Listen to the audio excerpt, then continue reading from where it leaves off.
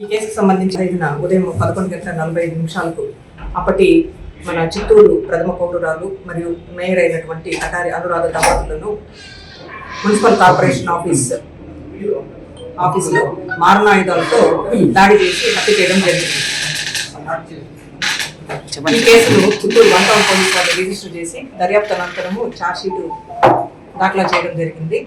దీంట్లో ప్రాసిక్యూషన్ వారు సమర్పించిన సాక్ష్యాధారాల ఆధారంగా కోర్టు వారు పరిశీలించిన పిమ్మట A1 to A5కు ఉరి శిక్ష మరియు బాధిత కుటుంబీకులకు 70 లక్షల నష్టపరిహారం అవార్డు చేయడం జరిగింది.